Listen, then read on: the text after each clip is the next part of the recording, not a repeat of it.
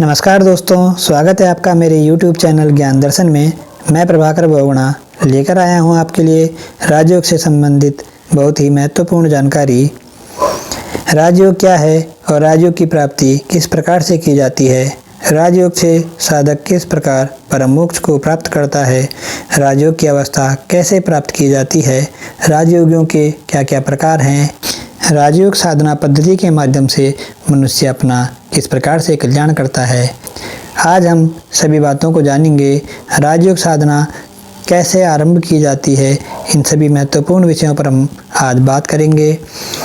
यदि दोस्तों आप मेरे चैनल पर नए हैं तो मेरे चैनल को सब्सक्राइब करें और बेल आइकन को प्रेस करें, जिससे कि मेरे आने वाले वीडियोज़ का नोटिफिकेशन आपको मिलता रहेगा। चलिए शुरू करते हैं आज की वीडियो। सबसे पहले हम जानेंगे राजयोग क्या है। राजयोग जैसा कि नाम से ही पता चलता है, राजयोग को सभी योग साधनाओं में सबसे ऊंचा स्थान प्राप्त है। सभी योग साधनाओं का लक्ष्य है राजयोग की प्राप्ति करना, राजयोग की अवस्था को प्राप्त करना। राजयोग का साधक जब साधना करता है तो वह सीधे मन के नियंत्रण से साधना को आरंभ करता है। इस कारण राजयोग की साधना सर्वश्रेष्ठ मानी जाती है।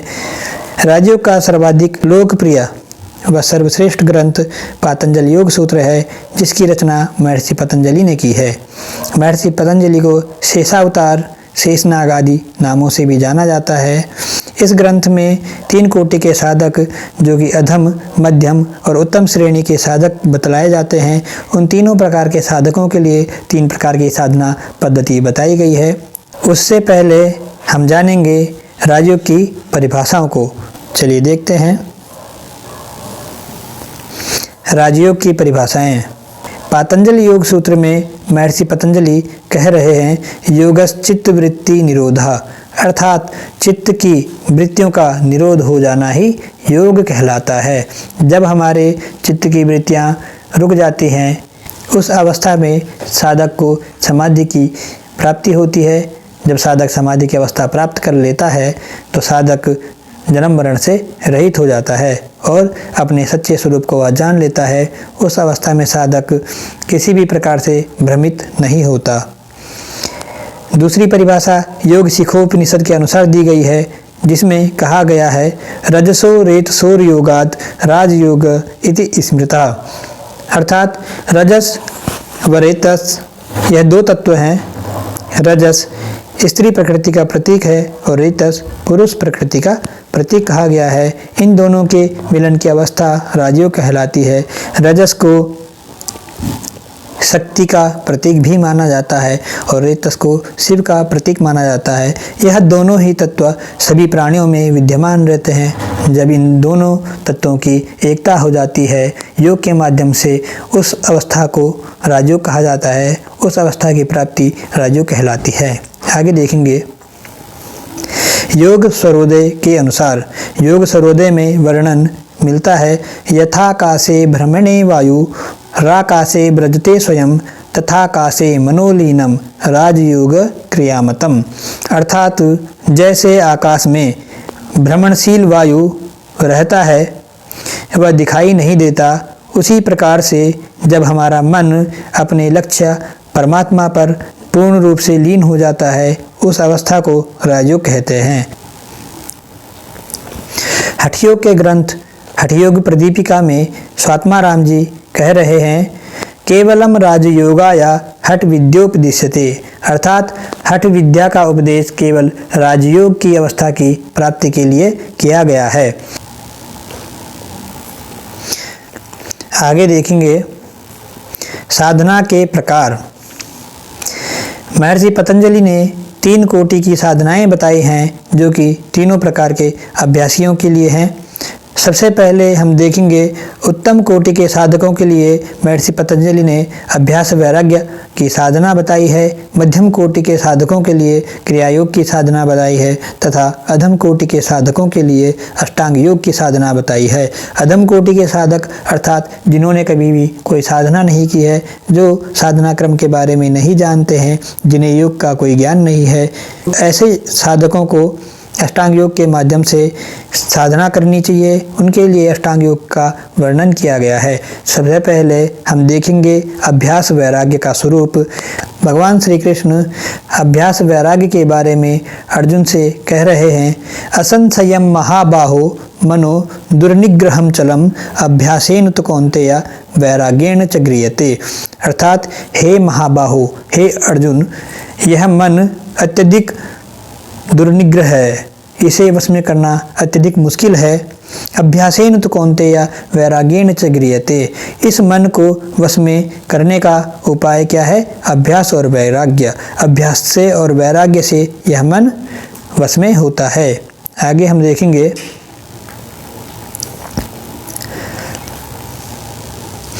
पातंजल योग सूत्र के अनुसार महर्षि पतंजलि ने अभ्यास वैराग्य के बारे में कहा है कि अभ्यास वैराग्याभ्याम तन्निरोधा, अर्थात चित्त की समस्त वृत्तियों को अभ्यास वैराग्य के माध्यम से जब हम रोक लेते हैं, जब उनका निरोध कर लेते हैं, उस अवस्था में हमें योग की प्राप्ति हो जाती है। उस अवस्था में हमारा चित्त बाहरी विषयों की ओर आसक्त नहीं होता और वह अपने लक्ष्य पर केंद्रित हो जाता है, जिस कारण वह अविचल स्थिति को प्राप्त हो जाता है।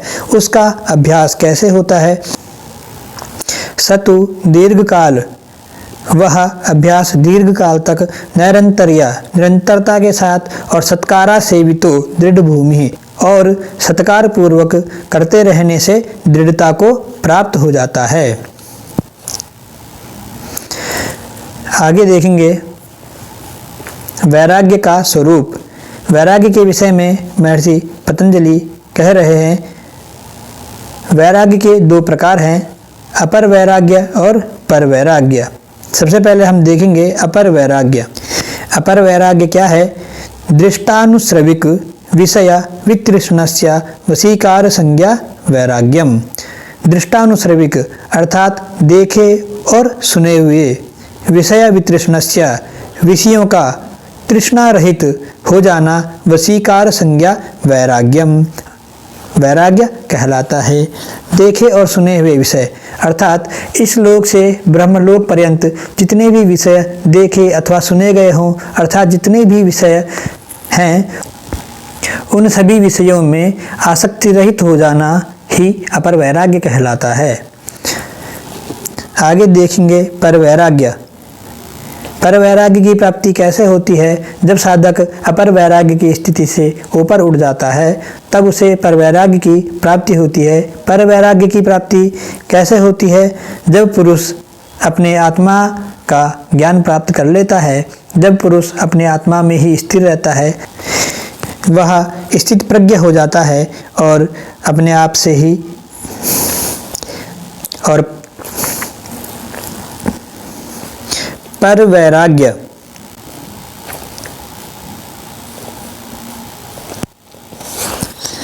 पर वैराग्य क्या है? जब अपर वैराग्य से साधक ऊपर उठ जाता है, तब उसे पर वैराग्य की प्राप्ति होती है। अपर वैराग्य में साधक ब्रह्मलोक पर्यंत सभी सुखों का त्याग कर देता है और उसके पश्चात साधक को जब परमात्मा का ज्ञान हो जाता है, परमात्मा का साक्षात्कार हो जाता है, तब वह परवैराग्य की स्थिति को प्राप्त हो जाता है। परवैराग्य में साधक प्रकृति के तीनों गुणों से रहित हो जाता है। उस पर प्रकृति के तीनों गुणों का कोई प्रभाव नहीं रहता, वह जीवन मुक्त अवस्था को प्राप्त कर लेता है। प्रकृति के तीन गुण हैं, सत्वगुण, रजगुण और तमोगुण। तीनों गुणों के माध्यम से ही सभी जीव इस संसार में बंधन को प्राप्त होते हैं। तीनों गुणों का जब निरोध हो जाता है, वह अवस्था गुणातीत कहलाती है। उस अवस्था में साधक जन्म मरण से रहित हो जाता है। आगे देखेंगे मध्यम कोटि के साधकों के लिए क्रियायोग साधना बताई गई है। हम अब जानेंगे क्रियायोग साधना के विषय में। क्रियायोग साधना क्या है?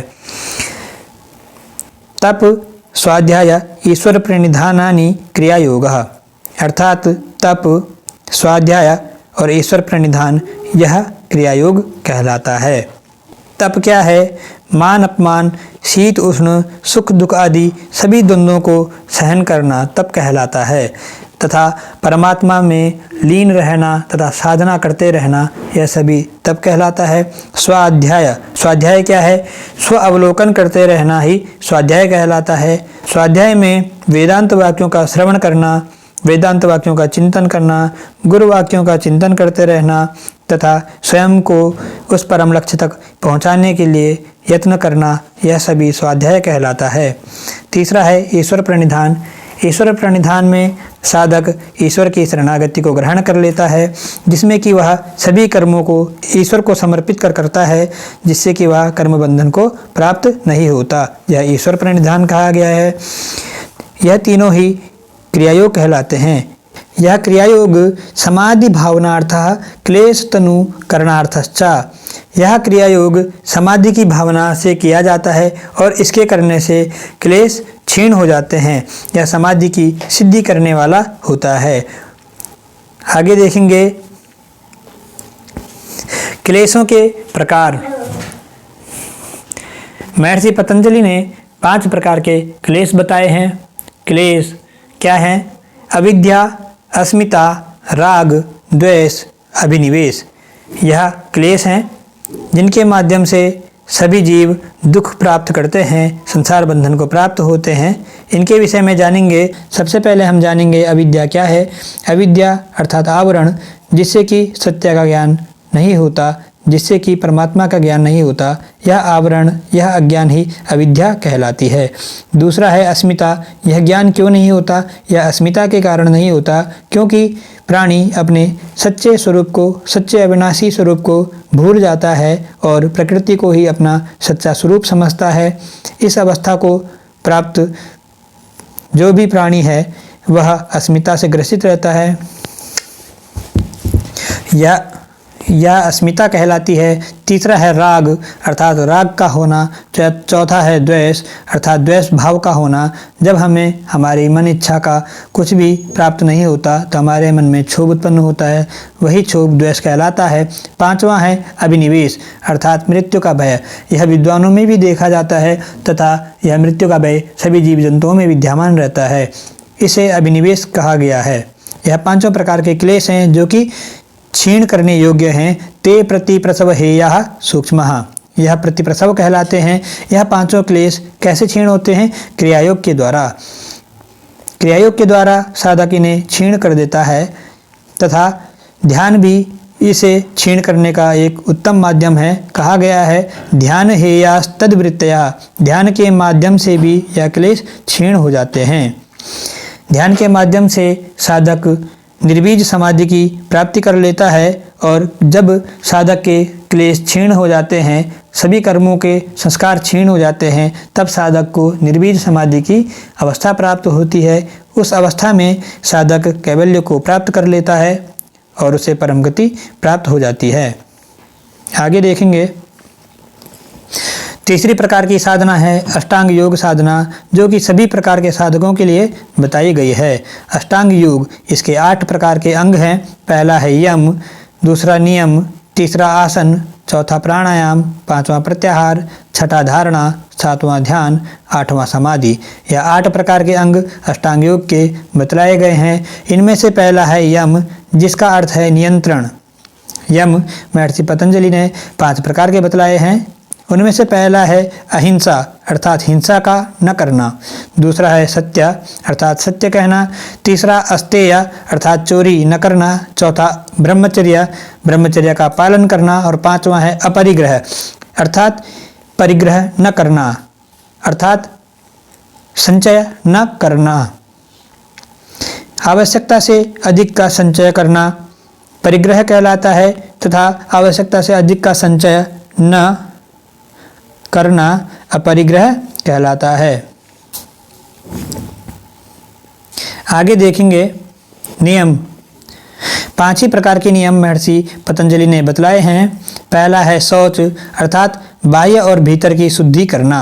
दूसरा है संतोष अर्थात कामना और तृष्णा का अभाव संतोष कहलाता है। ऐसी अवस्था में साधक जब कामना और तृष्णा से रहित होता है और स्वयं में ही स्थित रहता है, संतुष्ट रहता है, तब वह संतोष की अवस्था को प्राप्त करता है। संतोष के विषय में कहा गया है संतोषादनुत्तम सुख लाभा, अर्थात संतोष के बराबर कोई सुख नहीं है। तीसरा है तप। तप अर्थात सभी द्वंद्वों को सहन करना। तप कहलाता है शीत उष्ण, अर्थात सर्दी गर्मी, सुख दुख, मान अपमान आदि समस्त द्वंद्वों को सहन करना तथा साधना आदि में जो भी कष्ट प्राप्त होते हैं उन्हें सहन करना, प्रसन्न रहना, ऐसी अवस्था तप कहलाती है। चौथी है स्वाध्याय, अर्थात स्वयं का अध्याय, अर्थात स्व अवलोकन करते रहना, वेद पुराण आदि का शास्त्रों का अध्ययन करना, वेदांत वाक्यों पर विचार करना, यह सभी स्वाध्याय की स्थिति है। पांचवा है ईश्वर प्रणिधान, अर्थात ईश्वर की शरणागति ग्रहण कर लेना, समस्त कार्यों को ईश्वर को समर्पित करना, यह ईश्वर प्रणिधान कहलाता है। आगे देखेंगे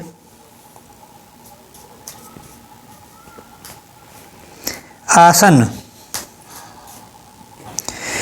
स्थिरम सुखम आसनम, यह अष्टांग योग का तीसरा अंग है आसन। सबसे पहले साधक को यम नियम का अभ्यास करना चाहिए, उसके पश्चात वह अष्टांग योग में आसनों की स्थिति पर आता है। आसन क्या है? स्थिर सुखम आसनम, अर्थात जो स्थिरमय हो और सुखमय हो वह अवस्था आसन कहलाती है। उस अवस्था में रहने से क्या होता है? ततो द्वंद्वा न विघातः, सभी द्वंद्वों का अभाव हो जाता है, उसके सभी कष्टों का अभाव हो जाता है। आगे चलते हैं। प्राणायाम अष्टांग योग का चौथा अंग है जिसमें साधक अपने प्राणों को अपने अधीन कर लेता है। प्राणायाम के विषय में महर्षि पतंजलि कह रहे हैं तस्मिन् सति श्वास प्रश्वासयोर गति विच्छेदः प्राणायामः, अर्थात जब श्वास और प्रश्वास की गति विच्छेदः रुक जाती है वह अवस्था प्राणायाम कहलाती है। यह प्राणायाम 4 प्रकार का बतलाया गया है। बाह्याभ्यंतर स्तंभ वृत्तिर देश काल संख्या भी परिदृष्टो दीर्घ सूक्ष्म, अर्थात जो प्राणायाम देश काल आदि से और संख्या आदि के द्वारा गिना जाता है वह प्राणायाम 3 प्रकार का कहलाता है। प्रथम प्राणायाम अर्थात पहला प्राणायाम है बाह्य प्राणायाम, जिसे हम रेचक के नाम से भी जानते हैं। दूसरा प्राणायाम है आभ्यंतर प्राणायाम, जिसे हम पूरक के नाम से जानते हैं। और तीसरा प्राणायाम है स्तंभ वृत्ति प्राणायाम, जिसे हम कुंभक के नाम से भी जानते हैं। यह 3 प्रकार के प्राणायाम हैं। आगे हम देखेंगे चौथे प्रकार का प्राणायाम। यह चौथे प्रकार का प्राणायाम केवली नाम से भी जाना जाता है। यहाँ पर बताया गया है बाह्याभ्यंतर विषयाक्षेपी चतुर्थः, अर्थात बाह्य और भीतर के विषयों का त्याग कर देने से यह अपने आप होने वाला चौथा प्राणायाम है। एक तो यह बाह्य और भीतर के विषय जो भी हैं उनका त्याग कर देने से होने वाला प्राणायाम है, और दूसरा जो इसका तरीका है वह है पूरक क्रिया और रेचक क्रिया, अर्थात सांस को लेना और सांस को छोड़ना, इन दोनों क्रियाओं पर जब साधक पूर्ण नियंत्रण प्राप्त कर लेता है प्राणायाम के माध्यम से, तब वह पूरक क्रिया को और रेचक क्रिया को क्षीण कर देता है और केवली कुंभक में ही स्थित होता है। वह अवस्था केवली कुंभक की कहलाती है। आगे हम देखेंगे प्रत्याहार। प्रत्याहार क्या है? स्विषया संप्रयोगे चित्त स्वरूपानुकार इवेंद्रियाणाम प्रत्याहारः, अर्थात स्विषया अपने विषयों के संबंधों से जब चित्त स्वरूपानुकार इवेंद्रियाणाम, जब इंद्रियां अपने चित्त के ही स्वरूप में तदाकार हो जाती हैं वह स्थिति प्रत्याहार कहलाती है। अर्थात जब इंद्रियां चित्त में लीन हो जाती हैं और अपने विषयों से पृथक हो जाती हैं, ऐसी अवस्था प्रत्याहार कहलाती है। इस अवस्था का साधक बाहर विचरण नहीं करता, उसकी इंद्रियां उसके अधीन रहती हैं। इस प्रत्याहार के करने से साधक की क्या अवस्था होती है देखते हैं। परमावश्यतेन्द्रियाणाम, अर्थात उस प्रत्याहार से इंद्रियों की परमवश्यता हो जाती है। यह अष्टांग योग का 5वां अंग था। छठा अंग है धारणा। धारणा अर्थात धारण करना। देश बंधस चित्तस्य धारणा, बाहर व भीतर किसी एक देश या स्थान में अपने चित्त को ठहराना धारणा कहलाती है। आगे हम देखेंगे अष्टांग योग का 7वां अंग ध्यान। ध्यान क्या है? जिस भी स्थान पर चित्त को ठहराया गया था उसी में वृत्ति का एक तार चलते रहना, उसमें विलंब न पड़ना, वह स्थिति ध्यान कहलाती है। आगे हम जानेंगे समाधि के बारे में। समाधि तदेवार्थ मात्र निर्भासम स्वरूप शून्यमिव समाधि, अर्थात जब केवल ध्यान मात्र की ही प्रतीति होती है, स्वरूप शून्यम इव अर्थात चित्त का निज स्वरूप शून्य हो जाता है, ऐसी अवस्था समाधि कहलाती है। जिस विषय पर मनुष्य धारणा करता है, जब वह स्थिति लगातार बनी रहती है तो वही ध्यान कहलाती है, और जब ध्यान निरंतर चलता रहता है, उसमें किसी प्रकार का कोई विलंब नहीं रहता, तब वह ध्यान समाधि की अवस्था में बदल जाता है। आगे हम जानेंगे समाधि के प्रकार। महर्षि पतंजलि ने योग सूत्र में समाधि के 2 प्रकार बतलाए हैं, संप्रज्ञात समाधि और असंप्रज्ञात समाधि। इनके विषय में हम जानेंगे कि संप्रज्ञात समाधि क्या है। संप्रज्ञात समाधि यह 4 प्रकार की समाधि बताई गई है। वितर्क विचारा नंदास्मिता अनुगमात संप्रज्ञातः, अर्थात वितर्कानुगत संप्रज्ञात समाधि, विचारानुगत संप्रज्ञात समाधि, आनंदानुगत संप्रज्ञात समाधि और अस्मितानुगत संप्रज्ञात समाधि। यह 4 प्रकार की समाधियां हैं। सबसे पहले हम जानेंगे वितर्कानुगत संप्रज्ञात समाधि, जिसमें साधक तर्क वितर्क के माध्यम से अपने लक्ष्य पर केंद्रित रहता है, वह वितर्कानुगत संप्रज्ञात समाधि कहलाती है। दूसरा हम देखेंगे विचारानुगत संप्रज्ञात समाधि। यह समाधि वह समाधि है जिसमें साधक विचारों के माध्यम से अपने लक्ष्य पर केंद्रित रहता है। इस अवस्था में साधक को जो भी ज्ञान होता है वह विचारानुगत संप्रज्ञात समाधि कहलाती है। तीसरी है आनंदानुगत संप्रज्ञात समाधि। इस अवस्था में साधक अपने अहंकार को आलंबन करता है, जिसमें कि साधक अपने स्वरूप के बारे में जानने की कोशिश करता है। इस अवस्था को आनंदानुगत संप्रज्ञात समाधि कहते हैं, जिसमें कि साधक को परम आनंद की प्राप्ति होती है। वह सोहम भाव से अपनी स्थिति में स्थित रहता है। चौथी है अस्मितानुगत संप्रज्ञात समाधि। इस अवस्था में साधक अपनी आत्मा को आलंबन करता है, जिसमें कि वह अपने स्वरूप का पूर्ण ज्ञाता हो जाता है और उसे परमात्मा का ज्ञान हो जाता है। ऐसी अवस्था अस्मितानुगत संप्रज्ञात समाधि की होती है। अब हम जानेंगे सवितर्क समाधि, निर्वितर्क समाधि, सविचार समाधि और निर्विचार समाधि के बारे में। यह समाधियाँ वितर्कानुगत संप्रज्ञात समाधि और विचारानुगत संप्रज्ञात समाधि की ही भांति हैं। सवितर्क समाधि में साधक तर्क वितर्क के सहित समाधि को प्राप्त करता है और निर्वितर्क में वह तर्क वितर्क नहीं करता, किंतु समाधि में स्थित रहता है।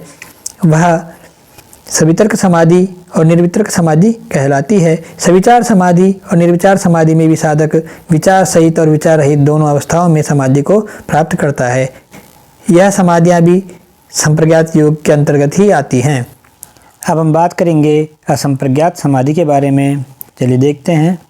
असंप्रज्ञात समाधि, जिसे निर्बीज समाधि के नाम से भी जाना जाता है। निर्बीज समाधि वह समाधि है जिसमें चित्त के सभी संस्कार नष्ट हो जाते हैं। इस समाधि की प्राप्ति कैसे होती है, इस समाधि में साधक क्या करता है, इस पर कहते हैं विराम प्रत्ययाभ्यास पूर्व संस्कार शेषो अन्यः। इसका अर्थ है विराम प्रत्यय का अभ्यास करना। विराम प्रत्यय क्या है? विराम प्रत्यय। इस अवस्था में साधक को आत्मा का पूर्ण ज्ञान हो जाता है, उसकी परमात्मा भाव में स्थिति हो जाती है। जब वह इस स्थिति में पहुंच जाता है तब साधक के सभी संस्कारों का धीरे धीरे नाश हो जाता है, जिससे कि वह पुनर्जन्म को प्राप्त नहीं होता है। इस अवस्था में साधक को परमपद की प्राप्ति हो जाती है तथा वह कैवल्य अवस्था को प्राप्त कर लेता है। आगे देखेंगे राजयोगियों के प्रकार। राजयोगियों के 4 प्रकार बताए गए हैं। प्रथम कल्पित, मधुभूमिक, मधुप्रतीक और अतिक्रांत भावनीय। प्रथम कल्पित जो साधक है वह प्रारंभिक साधक माना जाता है। ऐसा साधक स्थूल विषयों का आलंबन लेता है।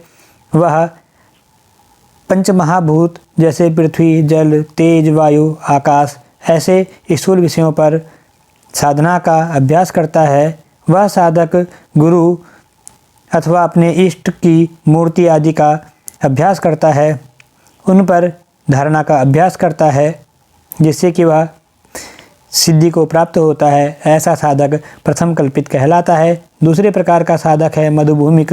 ऐसा साधक सूक्ष्म तन्मात्राओं पर साधना का अभ्यास करता है, सूक्ष्म विषयों पर साधना का अभ्यास करता है। सूक्ष्म तन्मात्राएँ जैसे कि आकाश की सूक्ष्म तन्मात्रा शब्द कहलाती है, पृथ्वी की सूक्ष्म तन्मात्रा गंध कहलाती है, जल की सूक्ष्म तन्मात्रा रस कहलाती है। इस प्रकार से साधक सूक्ष्म विषयों का आलंबन लेता है।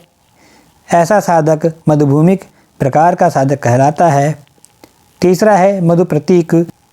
इस अवस्था का साधक स्वयं के अहंकार पर धारणा का अभ्यास करता है। अहंकार अर्थात स्वयं को जानने के लिए जब साधक अपने स्वरूप पर धारणा का अभ्यास करता है, ऐसा साधक मधुप्रतीक कहलाता है और वह आनंद को प्राप्त होता है, उसे आत्मा का पूर्ण ज्ञान हो जाता है। चौथी अवस्था अतिक्रांत भावनीय नाम से जानी जाती है। इस कोटि का साधक आत्मा का आलंबन ग्रहण करता है तथा वह आत्मस्वरूप ही हो जाता है। इस प्रकार का साधक पूर्ण ज्ञानी होता है तथा वह शिव समान हो जाता है। इसमें कोई संदेह नहीं है। आगे हम देखेंगे राजयोग का साधक शीघ्र ही मन को नियंत्रित कर साधना में आगे बढ़ता है, वह समाधि सिद्ध हो जाता है। जैसे जैसे साधना का क्रम आगे बढ़ता जाता है उसे अनेकों प्रकार की सिद्धियां प्राप्त होती हैं। आज हमने राजयोग के विषय में बहुत ही महत्वपूर्ण बातों को जाना। मिलते हैं अगली वीडियो में। धन्यवाद।